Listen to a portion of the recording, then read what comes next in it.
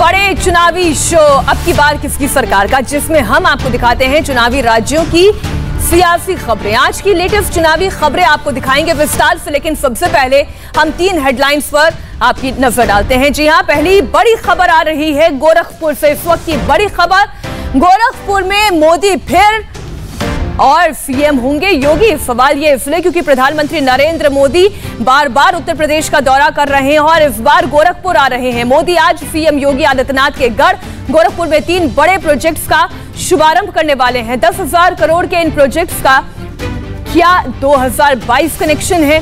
पूरी खबर डिटेल के साथ होगी आपके सामने। आज की दूसरी बड़ी खबर मेरठ से, जहां थोड़ी देर में अखिलेश यादव और जयंत चौधरी की ज्वाइंट रैली होने वाली है। दोनों के साथ आने के बाद यह पहली बड़ी रैली होगी।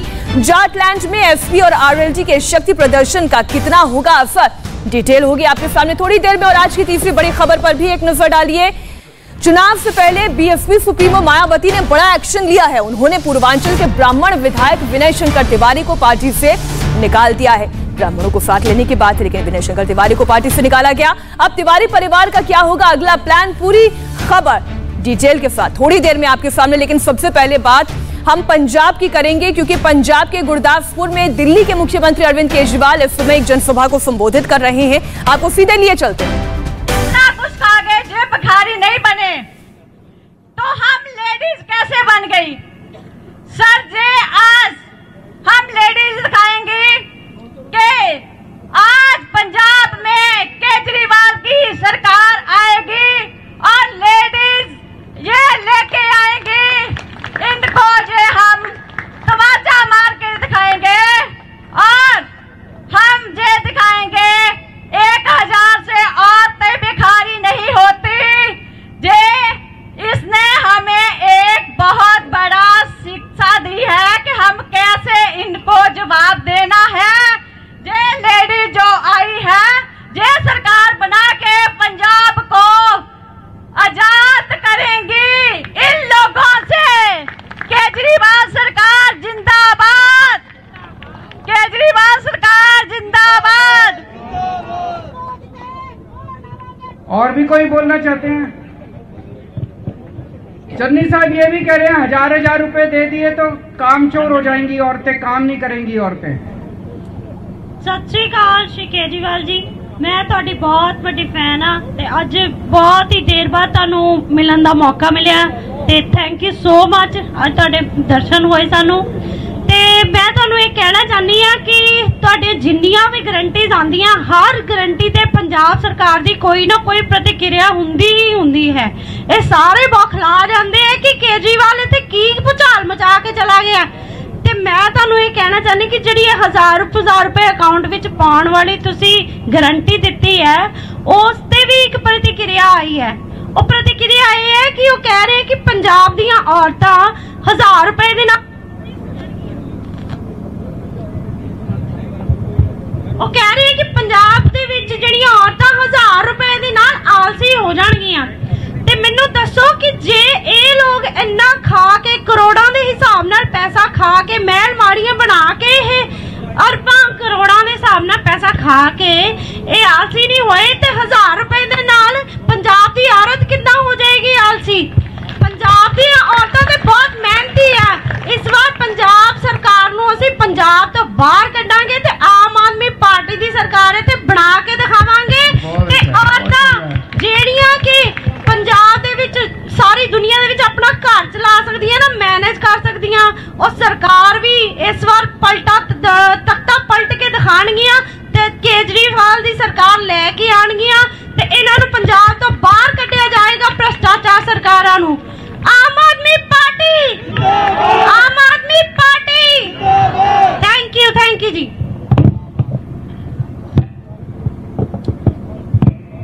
और भी कोई बोलना चाहता है?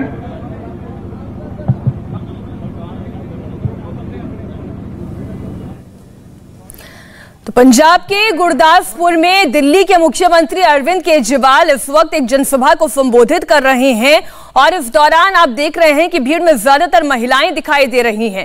आपको सीधे एक बार फिर लिए चलते हैं पंजाब के गुरदासपुर। पंजाब की क्या, हमारे देश की महिलाएं बहुत मेहनती हैं, घर पूरा संभालती हैं, बहुत सारी महिलाएं बाहर भी काम करती हैं, खेतों में भी काम करती हैं, कई महिलाएं दफ्तरों में भी जाती हैं। हमारी बेटियां जो है इतनी मन लगा के पढ़ती हैं, घर का काम भी करती हैं, और ये कहती हैं कि हजार रुपए देने से हमारी महिलाएं कामचोर हो जाएंगी।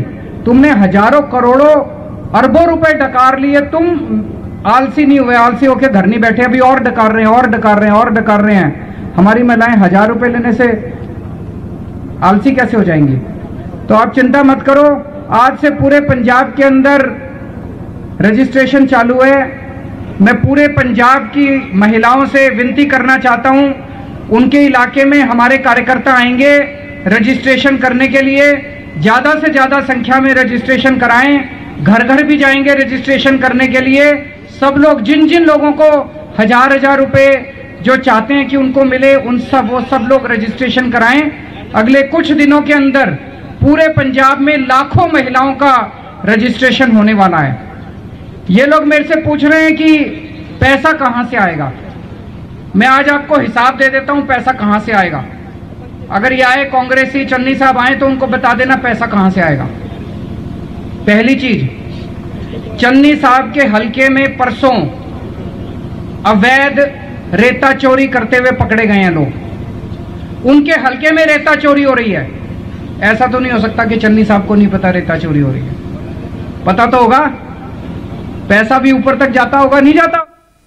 और अब आपको सीधा लिए चलते हैं लोकसभा, जहां राहुल गांधी बोल रहे हैं। कोई डेटा नहीं है।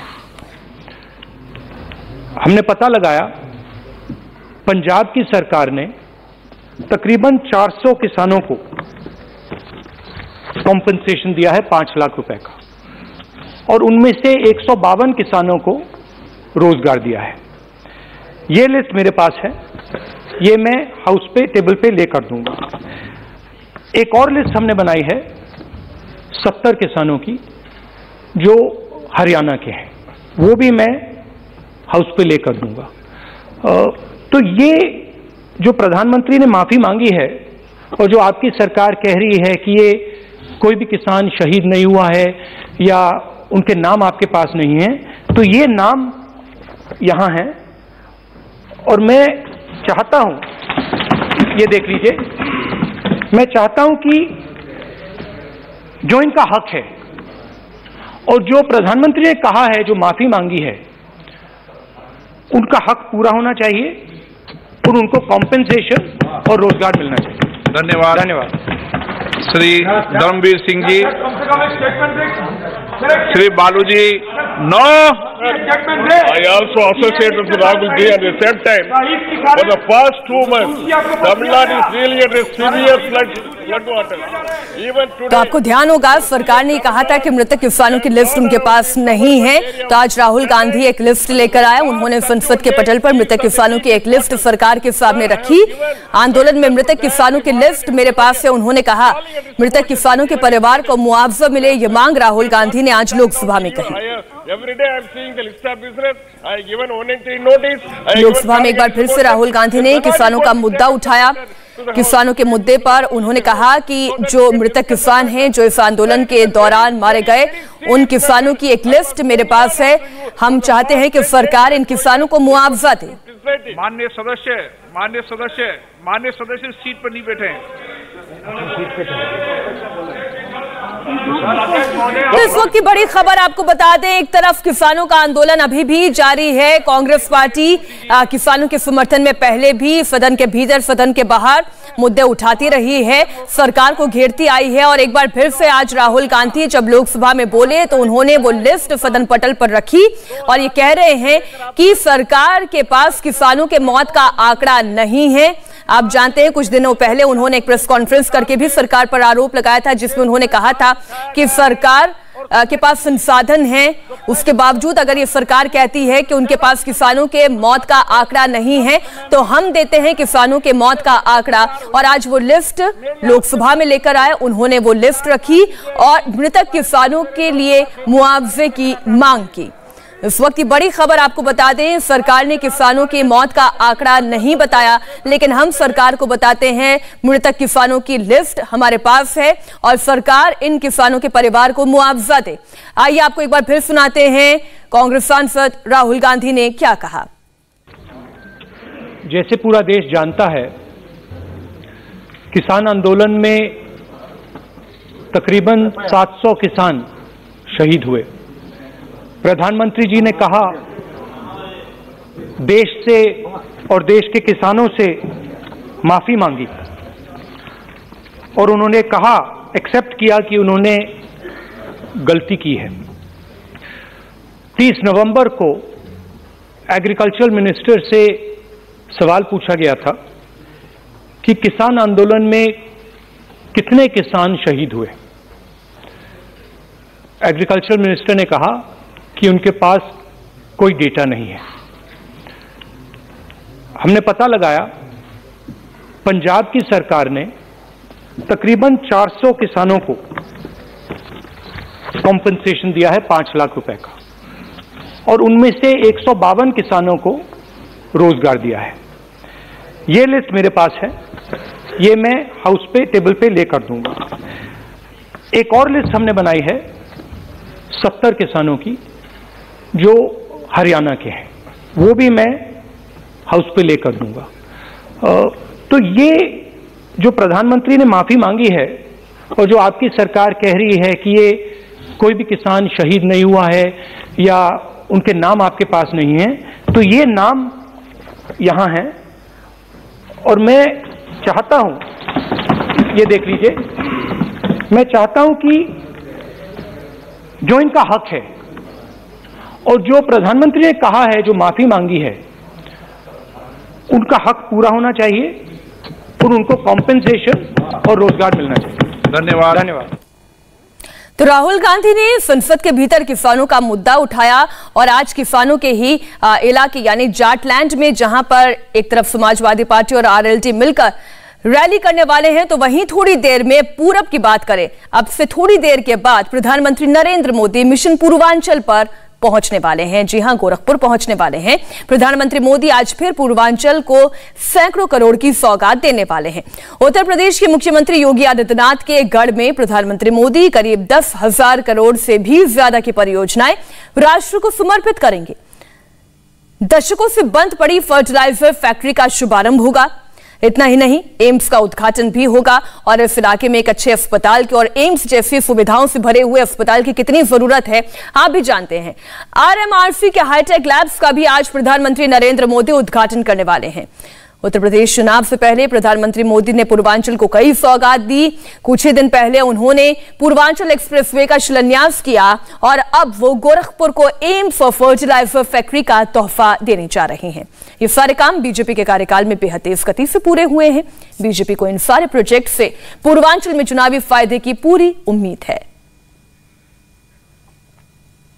गोरखपुर समेत पूरे पूर्वी उत्तर प्रदेश को आज प्रधानमंत्री 3 बड़े तोहफे देने वाले हैं। आइए आपको बताते हैं वो 3 बड़े तोहफे क्या हैं। फर्टिलाइजर फैक्ट्री और एम्स के अलावा आरएमआरसी के हाईटेक लैब्स का आज प्रधानमंत्री नरेंद्र मोदी उद्घाटन करने वाले हैं। आज जिस खाद फैक्ट्री का उद्घाटन हो रहा है वो 8,600 करोड़ रुपए की लागत से बनकर तैयार हुई है, जबकि एम्स 1,011 करोड़ की लागत से तैयार किया गया है। बड़ी बात यह है कि दोनों का शिलान्यास प्रधानमंत्री नरेंद्र मोदी के कार्यकाल में ही हुआ और महज 5 साल में इसे बनाकर तैयार कर लिया गया और आज इसका लोकार्पण कर दिया जाएगा। प्रधानमंत्री नरेंद्र मोदी आज जिस फर्टिलाइजर फैक्ट्री का उद्घाटन करने वाले हैं वो हजारों लोगों को रोजगार देने वाली है। विशाल प्रताप सिंह, इंडिया टीवी संवाददाता की एक रिपोर्ट देखिए। प्रधानमंत्री नरेंद्र मोदी आज यानी कि 7 दिसंबर को पूर्वांचल में बड़े पैमाने पर प्रोजेक्ट्स की सौगात दे रहे हैं। 9600 करोड़ की आज जो सौगात मिल रही है उसमें सबसे महत्वपूर्ण प्रोजेक्ट में से एक है गोरखपुर की खाद फर्टिलाइजर कंपनी, जो कि 8600 करोड़ रुपए की लागत से बनाई गई है। और हम इस समय फर्टिलाइजर फैक्ट्री के अंदर मौजूद हैं और फर्टिलाइजर फैक्ट्री को देखिए कि किस तरीके से कम समय में प्रधानमंत्री नरेंद्र मोदी के अथक प्रयास और मुख्यमंत्री योगी आदित्यनाथ के लगातार प्रयास से ये फैक्ट्री जो पिछले 31 सालों से लगातार बंद चल रही थी, यहाँ पर प्रोडक्शन नहीं हो पा रहा था, खाद की जो ज़रूरत पड़ती थी पूर्वांचल उत्तर प्रदेश के, वो निश्चित तौर पर कमी रह जाती थी। लेकिन अब चूंकि दोबारा ये 31 साल बाद ये प्रोजेक्ट फिर से तैयार हुआ है, जो कि 600 एकड़ भूमि में पूरी तरीके से फैला हुआ है, तो निश्चित तौर पर न सिर्फ यहाँ से उत्तर प्रदेश में जो खाद की ज़रूरत है वो पूरी होगी, बल्कि देश में भी इसको अलग राज्यों में भेजा जाएगा और भारत जो बड़े पैमाने पर खाद को आयात करता है विदेशों से, उस पर भी उसकी निर्भरता कम होगी। बड़ी बड़ी मशीनें लगी हुई हैं, धुआं निकलता हुआ नजर आ रहा है। ये धुआं जो निकल रहा है और जो मशीनें बगल में इसके हैं, इसके बारे में हमको कुछ बताया अगर जानकारी हो तो। ये जो आपको देख रहे हैं, ये धुआं देख रहे हैं, ये ड्रिलिंग टावर है, ये स्टीम जा रहा है, ऊपर स्टीम दिख रहा है। यहाँ से जो प्रोडक्शन यूरिया प्रोडक्शन होता है, उस स्टीम जो आपका जो ड्रिलिंग टावर, वहीं पे यूरिया प्रोडक्शन होगा और इस यूरिया जो वहाँ से प्रोडक्शन होने के बाद ये जाएगा सीधा कन्वेयर में। आपके कैमरा पर्सन को बोलूँगा थोड़ा दिखाएंगे वहाँ पे, और आप कन्वेयर लाइन दिख रहा है, पीछे ग्रीन लाइन जो दिख रहा है, और सीधा कन्वेयर लाइन जा रहा है, वो आपका जा रहा है वो बैगिंग एरिया में, रेलवे ट्रैक के पास जा रहा है, जो कि वहाँ पे वो बैगेजिंग और पैकेजिंग होगा और उसी से ट्रांसपोर्टेशन का जो आपका प्रोसेस शुरू होगा। बाय ट्रेन हो गया, बाय ट्रक हो गया, इस टाइप का उस पर ट्रांसपोर्टेशन होगा। पूर्वांचल के लिए ये योजना, ये परियोजना अपने आप में बेहद अहम साबित होने वाली है। बड़ी खबर, समाजवादी पार्टी और राष्ट्रीय लोकदल में गठबंधन के बाद आज दोनों पार्टियों की पहली ज्वाइंट रैली है। थोड़ी देर में मेरठ के दबथुआ में अखिलेश यादव और जयंत चौधरी एक साथ रैली करेंगे। सीट बंटवारे के ऐलान से पहले दोनों पार्टियों का ये शक्ति प्रदर्शन है। इस रैली के दो मायने हैं। एक तरफ साझी रैली के जरिए विरोधियों को मैसेज देने की कोशिश होगी, तो दूसरी तरफ रैली में अखिलेश की पार्टी के कितने लोग आए और जयंत ने कितनी भीड़ जुटाई, इस पर भी सबकी नजर रहेगी। इसी से ताकत का आकलन किया जाएगा, क्योंकि रैली भले ही साझी है, लेकिन दोनों पार्टियों के समर्थक लाल और हरी टोपी में बचे हुए नजर आएंगे। इंडिया टीवी हर वक्त हर जगह डाउनलोड करने के लिए सर्च करें India TV news Google play store या ऐप स्टोर पर।